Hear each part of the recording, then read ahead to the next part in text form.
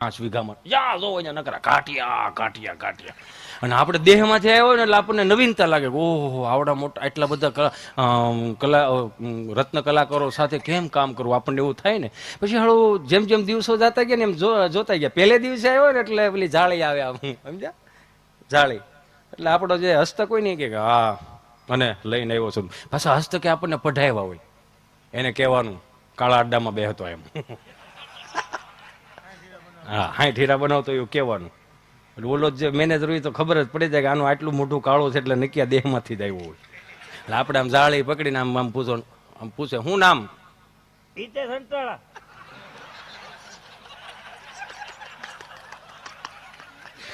આટલી બારી હોય ઈતે સંટાળા. પેલા ક્યાં બે હતા? શીતલમાં. પેલે દિવસે ગયા હોય એટલે લુંગી નો લેતા ગયા હોય. બોલરો હોય 70-80 હીરા બનાવતો હોય ને એને બોલર ઘાટીઓ કહેવાય. અમારે ઓલા પટ્ટી વાળા લેતા આવતા સમજા. એટલે 8 જણા. આ તો ખાલી રિયાલિટી કહું, પછી આપણે આનંદ જ કરવો છે. આમ 8 સાફ્ટિંગ હોય ને એમાં આપણે હજી આમ આવું લેત હોય ને જ્યાંથી આવી રીતે આમ કાગળિયો આવતો એટલે આવી રીતે આમ લોટ આમ મૂકીએ ને એટલે બધા આપણે સામું જોવે. કેવી રીતે જોવે ખબર જ આવી રીતે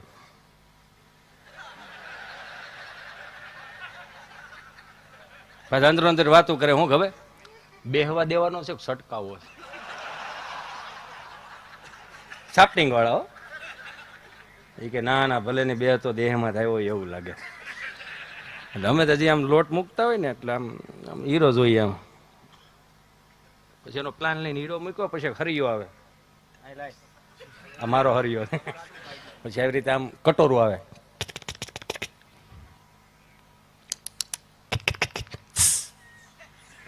એટલે કટોરું ઠાર્યું હોય. પછી એક લાખ આવતી ભાયાણી અને નિલેશની લાખ.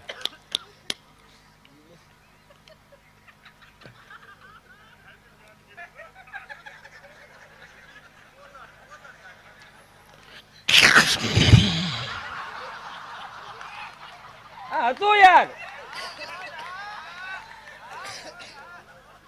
પછી આ કટોરું આમાંથી કાઢી લેવાનું. હવે તો ઘાટ વી ગયો, ટેકનોલોજી આવી ને. પછી કટોર નારણ. પછી એક દંડો હોય. આમાં એક કટોરું હોય એમાં પાછી એક આ હીરાના મિત્રો બેઠા એટલે મને યાદ આવી ગયું એમ. નકર આ મને હું કદાચ મુંબઈમાં ગયો મને મારે.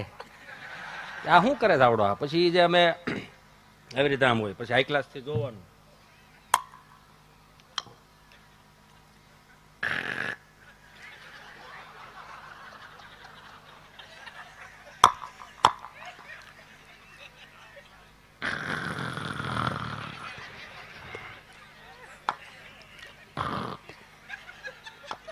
નવી સાફ્ટિંગ હોય બીવે બહુ, અને પાછો દેહમાં થયો હોય એટલે વધારે બીવે. આવી રીતે આમ દંડો પકડો તો ઓલા 7 જણા હોય શું કે ખબર? બોલર ઘાટિયું લાગે.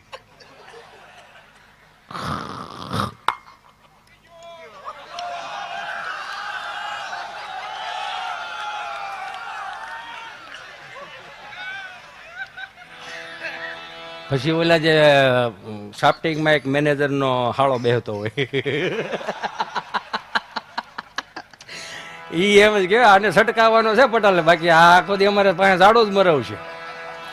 પણ ચાલો ઈ જોયું કે 60-70 હીરાનો ઘાટીયો હોય ને એની લુંઘી જે આવે ને બરોડા પ્રિસ્ટેજમાં 130 રૂપિયાની લુંઘી મળે. હો પોશી રૂ જેવી આમ મુઠ્ઠીમાં હમાઈ જાય. મખમલ જેવી મેરી ચૂનર ઉડે ઉડી જાય. અને 20-30 હીરાનો ઘાટીયો હોય ને એની પાસે બિચારા પાસે કોટનની હોય, 60 રૂપિયાની મળે. આખો દી ઊભી જ રહે, ઘડ પડે જ નહીં. આવું હતું એમ. ખબર પડી જાય કે આવડો નાનો કારીગર લાગ્યા છે. કોઈ લુંઘી ઉપર ખબર પડી જતી. એટલે હીરાએ આપણને 2500ની રૂમ હાંકતા શીખવાડ્યું અને 50,000ની રૂમ હાંકતા શીખવાડ્યું. કેવાનો મારો ભાવ? કરકસર કરતા શીખવાડ્યું. એ તો આજની પેઢીને કદાચ 2 હાથ જોડીને પ્રાર્થના કરું કે કાંઈ ન શીખો તો કાંઈ નહીં, થોડી કરકસર કરતા શીખજો. અને એમાં આ સુરતની ભૂમિ છે સાહેબ. મને ઘણા પૂછે, મને કે હિતેશભાઈ આપણી પેઢીમાં અત્યારની પેઢીમાં ફરક હું? મેં કે હાથી ઘોડાનો. મને કે કઈ રીતે? મેં કીધું અમારા જન્મ થયા ને સરકારી દવાખાનામાં થયા. આંખું ખુલી ને એટલે 3 પાંખડા વાળો પંખો હોય, એમાં એક પાંખડો હોય ને મવડાઈ ગયો એમ. હો. અને એ હેઠે ફેરની મું એટલે એવી રીતે ફરે. ટ્યુબ લાકડીનો ધોકો આવતો, બે ખૂણે કાળો, વચમાં લબક ઝબક થયા રાખે. ખૂણા જોવો ને એટલે કરોળિયાના ઝાડા ઝાડા ઝાડા. એટલે જેવી આંખું ખુલી ને એટલે વિચાર આવ્યો અહીંયા આવ્યા જ છે, પણ સુવિધા નામે કાંઈ છે નહીં. એટલે આપણા બાપે આપણને અગવડતામાં મોટા કર્યા ને એટલે સગવડતાનું ભાન આવ્યું. અગવડતામાં મોટા કર્યા એટલે તો આવી સગવડતાનું ભાન આવ્યું. મને કે અત્યારની પેઢી, મેં કીધું અત્યારની પેઢીની વાત ન થાય. કેમ? મેં કીધું અત્યારની પેઢી જન્મે ને તો વીઆઈપી દવાખાનામાં જન્મે, એમાં ડબલ વીઆઈપી રૂમ હોય. આંખું ખુલે એટલે સીધું સેન્ટર એસી. હો, સેન્ટર એસી 42 ઇંચનું તો ટીવી હોય. અને 3 નર્સું માથે ઉભી હો, હમું હમું કર્યા જ રાખે. અને બાવલી મળું હળું હજી તો આવડું હોય હો, કાચની પેટીમાં 3 નર્સું માથે ઉભી રાખવી.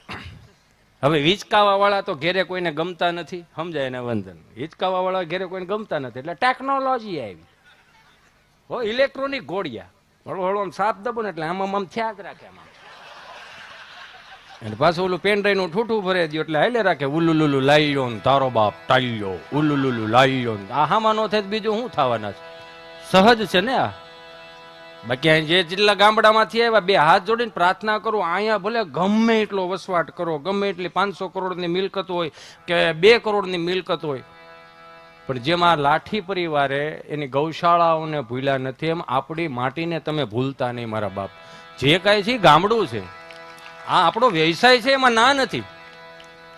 આ જેટલા પણ શેઠિયાએ જે દાન દીધા ને એ 5-5, 10-10 કરોડની ગાડી રાખી શકે છે, પણ એની સામે એ 10-20 ગાયો રાખી શકે છે. કદાચ હું એમ 2 હાથ જોડીને પ્રાર્થના કરું, 1 કરોડની ગાડી લાવે. આ દિવાળી અને આપણે નથી આઠમે જન્માષ્ટમી આવી રીતે આમ આમ આમ લાલ કપડું ઊંચું કરે, સુખનો સૂરજ ઉગાડી દીધો મારા નાથે. આ તો સારું કહેવાય. તો મા બાપના આશીર્વાદ છે. મા બાપના આશીર્વાદ છે, વાપરવાનું જ હોય યાર. રળો છો એટલે શોખ પૂરા જ કરવાના હોય. પણ 2 હાથ જોડીને પ્રાર્થના કરવી છે, કદાચ કરોડની ગાડી લાવો, સુખનો સૂરજ ઉગાડી દીધો મારા નાથે. ધીમે આગજો, નકર કોકના હાથમાં જાય. તમે સમજા? કોકને લાઈટું ન થતી હોય ભાઈ, ધીમે આંકવી. અને તમે જોવો છો ને બધા, ક્યાં નથી જોતા. 2 હાથ જોડીને પ્રાર્થના કરું. સુવિધાઓ ઈશ્વરે ભોગવવા આપી છે, કોઈને દુઃખ દેવા નહીં. નિલેશભાઈ, સહજ રીતે હું કાયમિક ને માટે કહું ને, મને ગમે ક્યારેક અમુક મારી જૂની વાતો વાગોળું ને તો મને ગમે. ઘણા મને એમ કે હિતેશભાઈ કંઈક નવું લાવજો, પણ નવામાં ઘણું નવું આવતું હોય. કેમ કે મારો આ વિષય નથી. મને કદાચ અહીંયા ચિઠ્ઠી મોકલો કે ઘોડાનું વર્ણન કરો, તો મારાથી ન થાય ભાઈ. એ કોઈક બારોટનો દીકરો, કોઈક ચારણનો દીકરો હોય, જેને અશ્વપ્રેમી હોય એને ખબર પડે. હું પટેલનો દીકરો, મને ન ખબર પડે. વીઘે કેટલા દાણા દે એનું પૂછો, કયું ખાતર નખાય એ પૂછો. હજી હાલમાં ખેતી કરી, ઘોડાનું વર્ણન કરો તો હું તો શું કરું? ગમાઈને ગાવું નહીં બાંધીને, ભેહું નહીં બાંધીને, ઘોડા નહીં બાંધી ભાઈ. એમાં કઈ અમારે એનું અલગની વ્યવસ્થા ન કરી.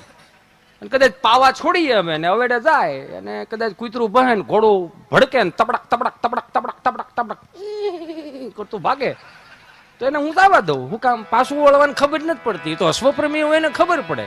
જે છે એ આ જ છે વાસ્તવિકતા. પણ જે હાંચવી રાખ્યું ને, મારી મૂળ શરૂઆત ત્યાંથી કરવી છે ઉસ્તાદ. જે હાંચવી રાખ્યું આપણા વડીલોએ હાંચવી રાખ્યું.